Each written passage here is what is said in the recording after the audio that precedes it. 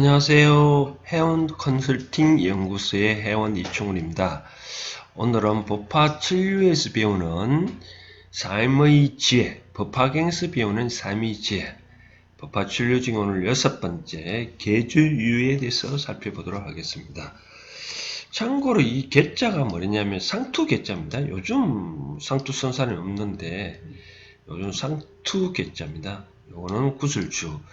상투 속에 있는 구슬이라는 그런 에 대해서 가르칠 유자인데 가르칠 깨칠 즉 상투 속에 있는 구슬을 갖고 주님께서 무엇을 설명해 놨을까, 비유를 해 놨을까, 바로 그런 내용인데 한번 살펴보면, 그 전에 이제 제가 이 상투유 하기 전에, 즉 계주유 하기 전에, 이 계주유는 안락행품 제14에 나오는 내용인데, 앞에 권지품에 이제 뭐라고 부처님이 얘기해 놓은 거냐 하면 바로 이러한 내용입니다.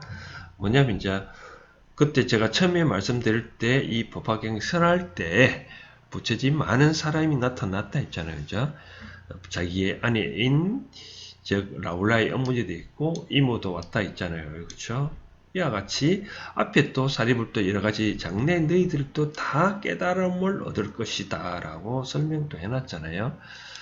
이제 여기 건지품에서 이제 마지막으로 수기를 주는 거죠.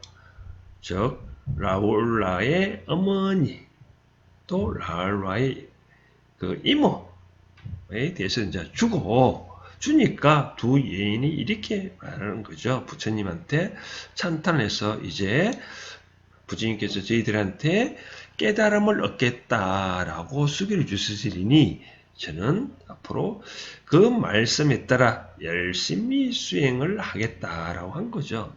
그러자 안락행문품은 문수보살이 이렇게 말을 한 거죠. 이 두 분한테 수기를 주는 거 가만히 듣고 있다가, 그러면 이와 같이 이제 여기 나온 경전이 법화경인데, 이 법화경을 이 두 여인의 그 비구니 보살과 같이 설하려면 어떻게 설을 해야 됩니까? 라고 이제 물게 된 거죠.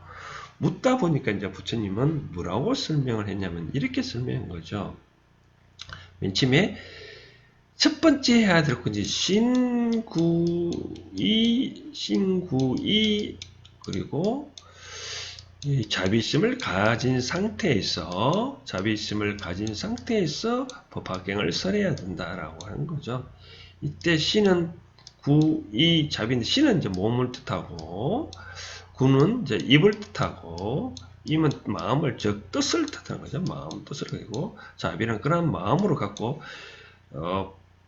법을 설해야 된다. 어떻게 설해야 된다고? 신은 일단은 내가 인욕을 한 상태에서 몸을 깨끗이 한 상태에서, 또 구는 말을 함부로 하지 않는 상태에서, 의는 뜻이 발려야 되는 상태에서, 자비는 자비의 마음으로 그런 갖춰진 상태에서 법화경을 설해야 된다라고 한 거죠. 왜 이렇게 설해야 된다고 했을까요? 미신구이 왜 잘 갖춘 상태에서 법화경을 설해야 된다고 말씀을 했었을까요?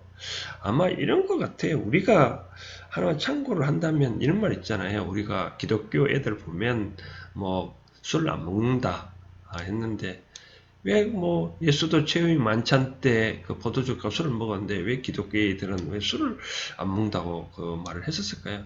아마 이랬지 않을까 싶습니다. 그 옛날에 조선 구한말 때 우리 백성들이 참 술을 많이 먹었잖아요. 술 많이 먹었는데 이제 기독교에 들어오다 보니 이 기독교인들이 이 사람들을 이제 뭔가 교화시키려고 하다 보니 뭔가 달라져야 된다는 거죠. 뭔가 다르지 않은 상태에서 어떤 법을 썰을 해봐야 기독교 복음이 전달 안 되니 너희들만이라도 술 먹지 말라. 이런 상태에서 뭐 술을 기독교인들이 잘 안 먹는 거지. 물론 저리 교회 다니니까 술 안 먹는 건 아닌데, 다만 목사들의 그런 걸 보면 술을 잘 안 먹는 이유가 이같이 교화하는데 뭔가 먹는 게 달라져야 되는 상태에서 달라져야 되는 상태에서 교화를 해야 잘 되지 않을까. 그렇기 때문에 아마 기독교인들은 아마 술을 잘 안 먹는 것 같아요. 마찬가지로 부처님도 과거에 이와 같이 법화경을 아까 말씀드린 대 이제 문수보살이 두 여인들이 앞으로 잘 닦고 잘 지키겠다고 하니까 그러면 법화경을 어떻게 설하려면 어떤 마음을 가져야 되냐? 바로 신구이 우리가 통상 그런 말 하지 않습니까? 신구이 삼오보를 지은 제가 그 무궁이 많다고 했죠. 신구이 신자는 몸으로 지은 죄, 구 입으로 지은 죄의 마음으로 지은 죄가 너무 많다는 거죠. 그래서 같이 신구이 삼업이 잘 깨끗한 상태에서 그리고 또 이 잘 자비심을 가진 상태에서 법화경을 설을 해야 잘 해야 되지 않냐. 그렇잖아요. 우리가 뭐 절에 다닌다 해서 무슨 법화경을 설문한다, 긍정긍휼을 설명을 한다 했는데 이와 같이 뭐 법을 설하는 자가 뭐 행동 거지가 잘못되면 좀 그렇지 않으면 상대가 잘 안 믿잖아요. 그래서 이와 같이 잘 정리된 상태에서 해라. 그래야 잘 된다. 왜? 이 법화경은 최고의 경전이거든요. 그러니까 최고의 경전을 설명하는 마당에 신구의 삼업이 깨끗하지 않으면 된다는 거죠. 그래서 이제 법화경이 최고의 경전이다라는 것을 설명하기 위해서 부처님께서는 예를 들은 거예요. 어떤 예를죠? 어떤 왕이 이웃 나라를 이제 어떤 왕이 이웃 나라를 우리한테 조공을 바치는데 이 조공을 받지 않냐고 자꾸 깨를 부린다. 그러죠. 왕이 이제 열받아 가지고 이웃 나라를 처부순 거죠. 처부수고 난 다음에 다 속박을 해서 후수고 난 다음에 이제 왕이 할 일은 뭐겠습니까? 그렇죠? 왕은 자 이 신하들한테 선물을 나눠준다 이거죠. 선물을 나눠주는데 선물을 나눠줘야 되지 않겠습니까? 그런데 다 선물을 나눠주는데도 불구하고 왕의 머릿속에 있는 즉 상투 속에 있는 구슬만큼만은 나눠주지 않았다는 거죠. 왜 구슬을 나눠주지 않냐? 구슬을 이 왕관을 준다는 것은 뭐 그림이 비슷한지 모르겠지만 하나 그림을 보여준다면 바로 이런 거죠. 이 왕관을 함부로 남한테 주겠냐는 거죠. 그렇습니까? 왕관을 함부로 주겠습니까? 왕관을 이미 넘겨준다는 뜻은 이제 왕의 자리에 물러난다는 그런 의미 있잖아요. 그렇죠? 그래서 이 왕관만은 잘 주지 않았다. 이것처럼 부처님도 내가 말한 법화경을 함부로 설하지 않았다는 거예요. 그때 제가 처음에 말씀드렸잖아요. 부처님께서는 맨 처음에 이제 부처님 제자들한테 여러 가지 법을 설하는 중에 순서가 뭐 아음경, 반야경, 뭐 등등 설명 마지막에 이제 법화경, 열방을 설명을 하고 설명하고 돌아가셨는데 법화경은 그만큼 최후의 경전이다라고 설명한 거죠.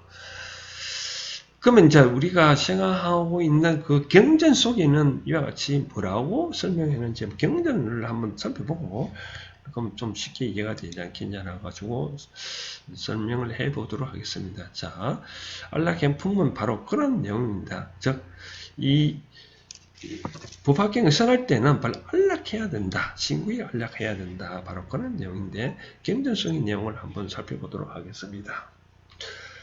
자, 이때 문수보살이 즉 이때 이시 문수사리 부방자 이 우리가 통상 우리 이제 여러 가지 뭐 문수보살에 관계된 거는 이제까지 잘 안 나오는데 드디어 나오네요. 그렇죠? 이때 문수사리 부방자 보살마살 바로 문수보살이 뭐 법의 왕자다 그런 말이네요. 부처님께 말씀을 하셨다.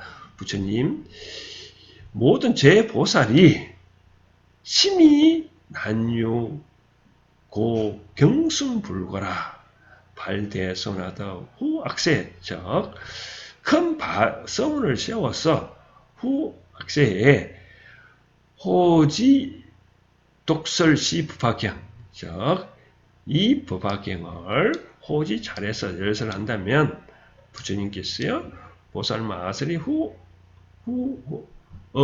악세 후 악세, 훗날 악세란 그런 말이겠죠. 뭐 악한 그런 세상에 능히 어찌 이 경을 설해야 되겠습니까? 그러니까 불고 문수 사리 하사대, 즉 부처님께서 문수 보살한테 말씀하신 거죠. 만약 보살 마살이 후 미래의 악한 세상에 이 경을 설하고자 할지언된 마땅히 안주해라되 사법에 안주해라. 편안하게 머물러야 된다. 그래야만 해야 된다. 근데 사법이 제가 설명해놨죠. 요즘에 신, 부, 이, 자비심을 가져라. 그래서 부처님께서는 아주 상세히 이제 신을 어떤 식으로 해야 되느냐, 바로 신을 어떻게 해야 되는가.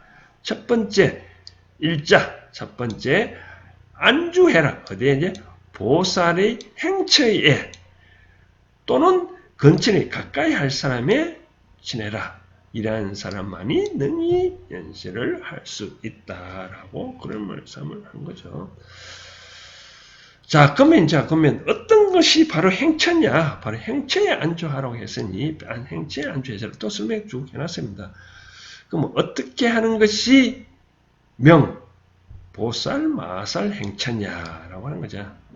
만약 보살이 주 머물러야 돼. 인용에 머물러야 하느라 등등 쭉 설명하면 이렇게 또 어떻게 해야 된다고요? 보면 설명하면 또한 불분별하라. 분별심 없이 행하라. 시명 이렇게 하는 것이 보살 마살의 행천이라. 자, 부처님이 이제 법화경을 보면 신구이 자비를 어떻게 편안히 한 것을 다 설명을 해놓은 거죠. 시간상 다 설명할 수 없고 경전이 이렇게 나와 있다. 제가 설명한 겁니다. 그래서 예로서 설명을 또 한 것은 문수살이야. 자, 예를 들어 지금부터 아까 그 계주에 대해서 설명을 비유를 들어놨습니다. 경전에 보시면 문수살이야. 비유컨대 강력한 전륜성왕이 그 위세로서 모든 왕국을 항복하려 할 때 모든 수왕이 그 명을 따르지 아니하므로 이때 전륜성왕이 종종 각종 병사를 일으켜서 이왕 가서 토벌을 하는 거죠. 토벌을 하고 난 다음에 왕께서 병사를 본다고 하죠. 병사를 보고 전과가 있는 전쟁터에서 공로가 있는 자에게 즉시 큰 한이 기뻐서 우리가 수공상사라. 즉 공로에 따라 사 준다. 이 사자가 우리가 사액 그런 말 있잖아요. 희사한다. 왕이 주는 거를 사라는 거죠. 그렇죠? 사액서원. 어정부에 가면 산 이름이 사패산이라는 게 있잖아요. 사패산. 이 사패산이라는 게, 사패산은 저 도봉산 옆에 있는 산이 사패산인데 이 사자가 바로 이 사자입니다. 사패산인데 준다는 거죠. 폐물로 줬다는 거죠. 선조대왕이 그 공주가 시집갈 때, 의정부로 시집갈 때, 그때 폐물로 준 산이 바로 사패산입니다.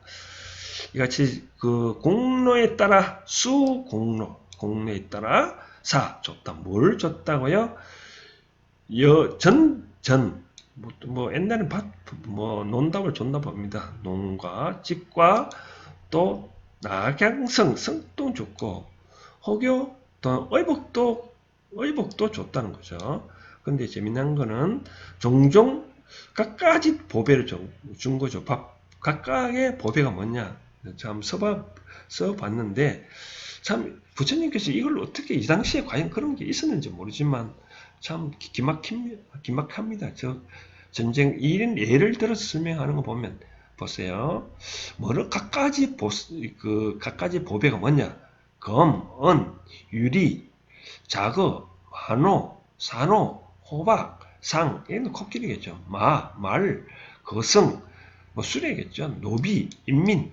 야, 이런 것도 참 다 당시에 부처님께서 기막힌 이런 법회가 있다는 걸 어찌 아셨을까마는 아무튼 이런 것을 다 줬다는 거죠. 그런데 또 재미난 말이 이 말 있네요. 보면 오로지 계중 상투 속에 있는 명주 밝은 구슬만은 불이여지라 주지 아니었다는 이 여자가 주자는 거죠. 주지 않았다는 거죠.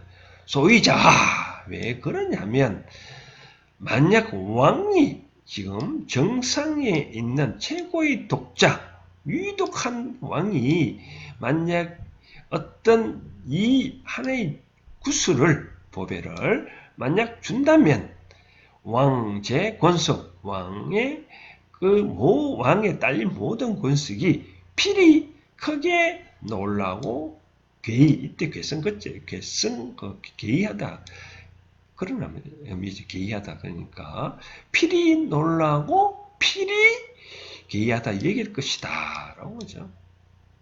그러니까 아까 그 왕관을 심히 이렇게 왕관을 주겠냐 그런 의미라는 거죠.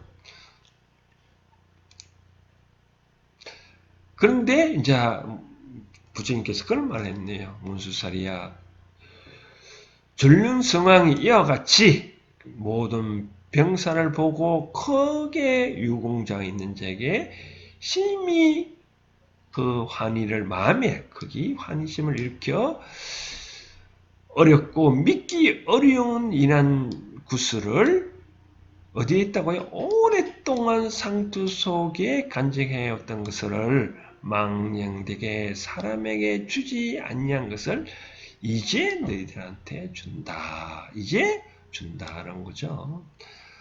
그래서 법화경도 마찬가지로 그렇게 이제 설명을 해놓은 겁니다. 부처님도 이제 여기 그 다음 내용을 읽어보면 이런 대목이 있네요. 이제 보면 자 부처님께서도 어떻게 사했다고요? 이제 여기 보면 앞에 보면 부처님께서도 열애도 이와 같다.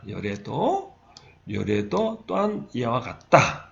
선정지혜로 뭐 국토의 법을 얻어 상계왕이 되어서 그 왕들이 따르지 않는 것을 열애는 모든 병사 등등 이렇게 해서 술법을 굴법을 하고 여러 가지 설법을 했다. 그런데도 불구하고 마지막에 뭘 했다고요? 이런 말 있잖아요. 법화경 이 법화경을 설하지 아니었다. 왜요?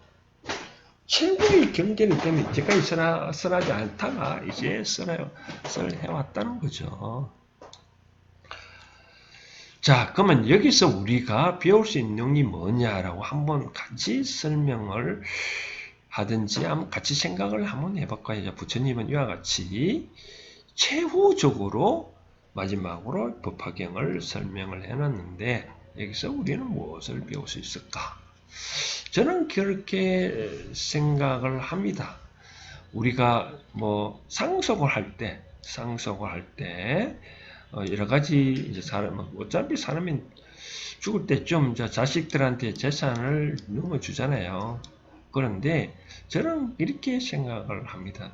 재산을 넘겨줄 때 진정한 상속자는 이 재산을 넘겨주는 게 아니라 진정한 상속자는 선대의 이념을 넘겨주는 것이 최고의 큰 상속자가 아닐까. 이 이념을 받은 자가 최고로 큰 상속자가 아닐까라고 생각을 합니다. 다시 쉽게 얘기하자면 삼성가를 얘기를 든다면 일대들은 이병철 회장이 이념을 수립을 했거든요. 삼성을 어떻게 꾸려나갔다. 그러면 그 다음에 누구죠? 이건희는 이대들은 이와 같이 확장을 했거든요.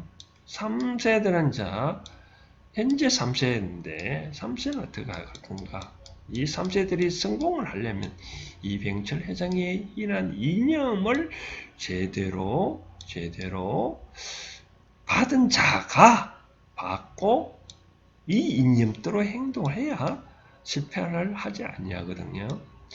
옛날에 그런 말 유명한 법이 있지 않습니까? 부처님 법이 인도로 거쳐 중국에 왔을 때 중기에 왔을 때 마지막에 그런 말 있지 않습니까?